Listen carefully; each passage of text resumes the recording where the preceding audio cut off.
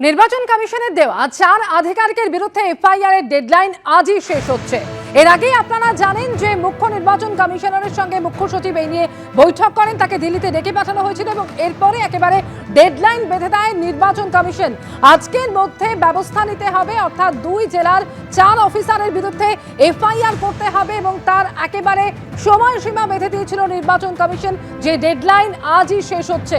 বারুইপুর এবং ময়নার 2 জন করে ইআরও এবং এই আরোর বিরুদ্ধে এফআইআর করতে হবে, যে নির্দেশ আগেই ছিল এবং সেই নির্দেশ না মানায় মুখ্য সচিবকে ডেকে পাঠানো হয় এবং এরপরে একেবারে ডেডলাইন বেঁধে দেয় নির্বাচন কমিশন।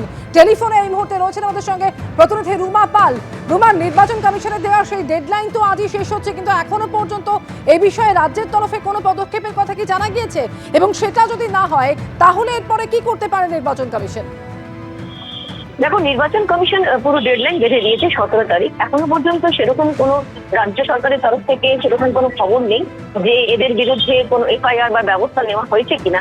সেক্ষেত্রে নির্বাচন কমিশন কি করতে পারে এই পরিপ্রেক্ষিতে অবশ্য নির্বাচন কমিশনের উপর নির্ভর করছে। কিন্তু আমরা অন্য যদি উদাহরণগুলো দেখি, যেখানে দেখা যাচ্ছে 7 জন এইআরওর ক্ষেত্রে কিন্তু নির্বাচন কমিশন একেবারে সরাসরি নিজেই কিন্তু সাসপেনশন একদম পুরো অর্ডার দিয়ে দিয়েছে। সেক্ষেত্রে এই বিষয়টা কিন্তু আগস্ট মাস থেকে প্রায় চাপানোতর চলছে। সেক্ষেত্রে 4 জনের বিরুদ্ধে কি ব্যবস্থা নেয় রাজ্য সরকার এখন দেখা, এবং নির্বাচন কমিশন পরবর্তীতে যদি ব্যবস্থা না নেয় সেক্ষেত্রে নির্বাচন কমিশনের পদক্ষেপ কি হবে সেটাও এখন দেখা। একেবারেই সঙ্গে থাকো রুমা।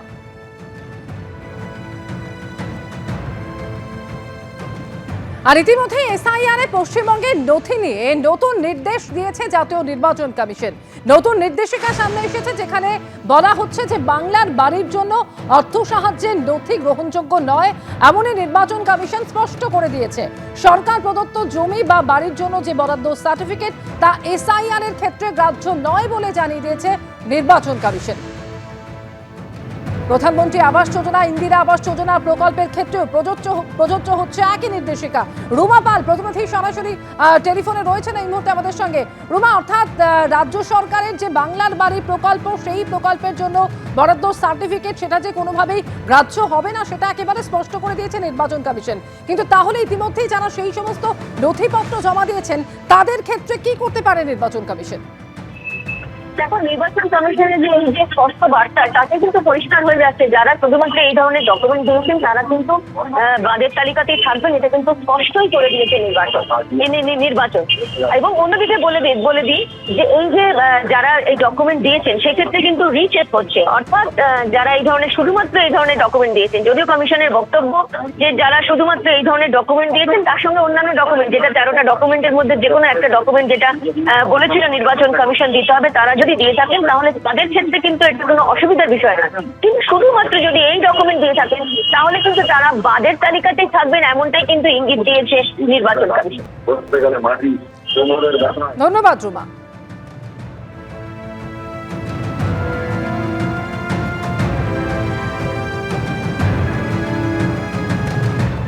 একদিকে 4 আধিকারিক, তাদের বিরুদ্ধে এফআইআর দায়ের করার জন্য যে ডেডলাইন সেই ডেডলাইন আজই শেষ হচ্ছে। আর অন্যদিকে এসআইআর এ অনিয়মের অভিযোগে ইতিমধ্যেই সরাসরি চাকরি থেকে 7 এইআরওকে সাসপেন্ড করেছে নির্বাচন কমিশন। চাকরি থেকে 7 জন এইআরওকে সাসপেন্ড করা হলো। 13 রাজ্যে এসআইআর প্রক্রিয়ায় এই প্রথম এভাবে সরকারি আধিকারিককে সাসপেন্ড করলো নির্বাচন কমিশন। নথি যাচাইয়ে ক্ষমতার অপব্যবহারের অভিযোগে এই 4 জেলার 7 জন এইআরওকে সাসপেন্ড করা হলো, যাদের মধ্যে রয়েছে দক্ষিণ 24 পরগনা, মুর্শিদাবাদ, জলপাইগুড়ি এবং পশ্চিম মেদিনীপুরের এইআরও। ক্যানিং পূর্ব, ময়নাগুড়ি, ডেবরা, শামশেরগঞ্জ, ফারাক্কা, সুতির এইআরওকে সাসপেন্ড করা হলো। রাজ্য সরকার ব্যবস্থা না নেওয়ায় নির্বাচন কমিশনের এই বেনজির পদক্ষেপ।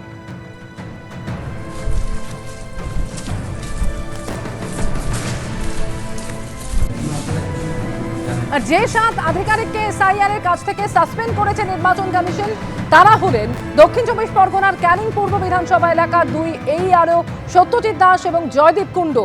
এছাড়াও রয়েছেন জলপাইগুড়ির ময়নাগুড়ির এইআরও ডালিয়া রায় চৌধুরী, মুর্শিদাবাদের শামশেরগঞ্জের এইআরও শেফাউর রহমান, রয়েছেন মুর্শিদাবাদের ফারাক্কার এইআরও নীতিশ দাস এবং মালদার সুতির এইআরও শেখ মুর্শিদ আলম, রয়েছেন পশ্চিম মেদিনীপুরের ডেবরার এইআরও দেবাশিস বিশ্বাসও।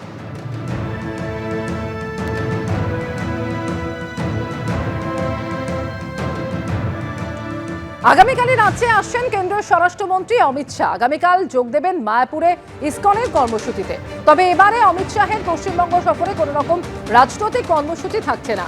এই সফরের আগেই শুভেন্দু অধিকারীর সঙ্গে বৈঠকও করেছেন কেন্দ্রীয় স্বরাষ্ট্রমন্ত্রী। দিল্লিতে অমিত শাহের বাসভবনে এই বৈঠক হয়েছে। আসন্ন বিধানসভা ভোটের মূল ইস্যুগুলি নিয়ে এই বৈঠকে আলোচনা হয়েছে বলে জানা যাচ্ছে এবং সোশ্যাল মিডিয়ায় এমনই পোস্ট করেছেন শুভেন্দু অধিকারী। আগামীকাল রাজ্যে আসছেন কেন্দ্রীয় স্বরাষ্ট্রমন্ত্রী অমিত শাহ। কিছুদিন আগেই তিনি রাজ্যে আসেন, ডিসেম্বরের পর জানুয়ারিতেও রাজ্যে আসেন এবং একাধিক কর্মী সভা করেন তিনি। ব্যারাকপুরের পর উত্তরবঙ্গেও তার কর্মী সভা ছিল এবং এরপর ফের তিনি একবার রাজ্যে আসছেন। তবে কোনো রকম রাজনৈতিক কর্মসূচি তার নেই। তিনি মায়াপুরে ইসকনের কর্মসূচিতে যোগ দেবেন। তবে এই সফরের আগেই শুভেন্দু অধিকারী তার বাসভবনে গিয়ে বৈঠক করেছেন এবং সেখানে আসন্ন বিধানসভা ভোটের মূল ইস্যুগুলি নিয়ে আলোচনা হয়েছে বলে সোশ্যাল মিডিয়ায় পোস্ট করে জানিয়েছেন শুভেন্দু অধিকারী।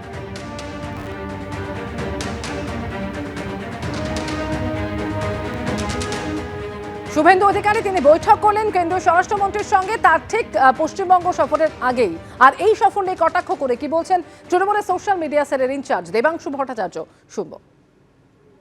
বিধানসভা ভোটের ইস্যু টিস্যু নয়, কি করে শ্রমিক ভট্টাচার্য দিলীপ ঘোষের লবিদেরকে আবার সাইডলাইন করা যাবে টিকিট ডিস্ট্রিবিউশনের ক্ষেত্রে, ওই নিয়েই কাঠিবাজি করতে গেছিলেন। কারণ লোকসভা নির্বাচনের আগে এরকম মিটিং ফিটিং তিনি দিল্লিতে গিয়ে একা একা করতেন, আর সেই মিটিংগুলো করেই দিলীপ ঘোষকে মেদিনীপুর থেকে সরিয়ে নিজের লবির লোক অগ্নিমিত্রা পালকে টিকিট করিয়েছিলেন। অগ্নিমিত্রা পালও হেরেছে, আর বর্ধমান দুর্গাপুর থেকে দিলীপ ঘোষও হেরেছে। ফলে এবার আবার নিজের লবির লোকেদের বেশি টিকিট পাওয়ানোর জন্য গেছেন। আমাদের বক্তব্য হচ্ছে, শ্রমিক ভট্টাচার্য কি জানেন এই মিটিং এর ব্যাপারে, বা সুকান্ত মজুমদাররা কি জানেন? তবে শুভেন্দু অধিকারী অমিত শাহের সাথে দেখা করুন, আর অমিত শাহ শুভেন্দু অধিকারীর সঙ্গে দেখা করুন। বাংলার রাজনীতিতে এর গুরুত্ব শূন্য। আর এবারে শোনাবো দেবাংশু ভট্টাচার্যের পাল্টাই নিয়ে কি বলছেন বিজেপি নেতা রাহুল সিনহা। তৃণমূল কংগ্রেসের মধ্যে চরম দলাদলি, নিচু থেকে উপর পর্যন্ত দলাদলি এমন পর্যায়ে পৌঁছেছে, এক তৃণমূল নেতা আরেক তৃণমূল নেতাকে খুন করছে, এক তৃণমূল নেতা সুপারি কিলার দিয়ে অন্য তৃণমূল নেতাকে খুন করাচ্ছে। কিন্তু ভারতীয় জনতা পার্টিতে এই সমস্ত নেই। সেই কারণে কোনো গোষ্ঠীবাজি, কোনো দলবাজি, কোনো লবিবাজি বিজেপিতে নেই। সেই কারণে একটাই লবি হচ্ছে বিজেপির, সেটা হচ্ছে বিজেপির আদর্শ। অতএব সেই কারণে তৃণমূল নিজের যে কলঙ্ক, সেটাকে বিজেপির ওপর চাপিয়ে দেওয়ার যে চেষ্টা করছে, আমরা এটা তীব্র নিন্দা করছি।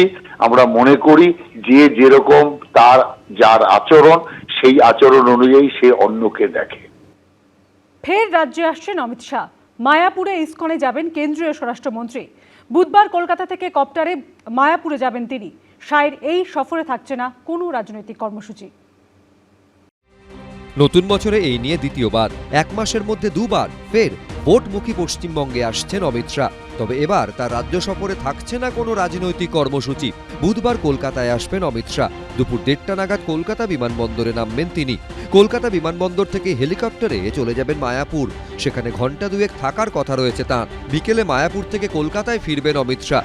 কলকাতা বিমানবন্দর থেকে দিল্লি ফিরে যাবেন তিনি। কিন্তু কেন্দ্রীয় স্বরাষ্ট্রমন্ত্রী রাজনৈতিক কোনো কর্মসূচি না থাকলেও ভোটমুখী রাজ্যে নরেন্দ্র মোদীর প্রধান সেনাপতি আসছেন, আর তা নিয়ে রাজনৈতিক তরজা হবে না, তা কি সম্ভব? ভোট আসা মানেই অমিত শাহ, নরেন্দ্র মোদী এদের ডেলি প্যাসেঞ্জারই তো। ওনারা আসবেন, যাবেন, ঘন ঘন আসবেন, ঘন ঘন যাবেন, ভোট হয়ে যাবে, রেজাল্ট বেরোবে, তারপর আর আসবেন না। এ তো আমাদের দেখে অভ্যাস। এর বাংলায় ওনাদের যাতায়াতের কোনো প্রভাব, কোনো বাংলা রাজনীতি, উন্নয়ন, মানুষের সঙ্গে তাদের সম্পর্কও নেই, প্রভাবও নেই। মাননীয় গৃহমন্ত্রীজি আসবেন মায়াপুরে।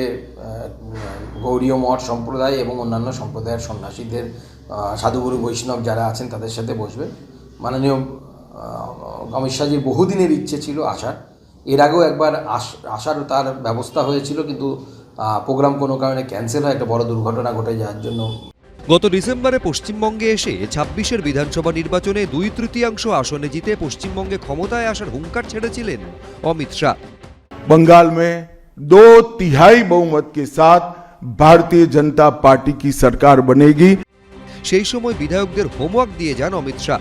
সূত্রের খবর, কলকাতা ও তার আশপাশের 28টি আসনের মধ্যে 20টি জয়ের টার্গেট বেঁধে দেন তিনি। এ ঠিক এক মাসের মাথায় 30শে জানুয়ারি দুদিনের সফরে পশ্চিমবঙ্গে আসেন কেন্দ্রীয় স্বরাষ্ট্রমন্ত্রী। উত্তর ও দক্ষিণবঙ্গে তার জোড়া কর্মসূচি করেন তিনি। ব্যারাকপুরে কর্মী সম্মেলনের পর শিলিগুড়িতে সাংগঠনিক সভা করেন অমিত শাহ। আর এবার মায়াপুর ঘুরেই দিল্লি ফিরে যাবেন অমিত শাহ। দীপক ঘোষ, আশাবুল হোসেন, এবিপি আনন্দ। এবিপি আনন্দ, এগিয়ে থাকে, এগিয়ে রাখে।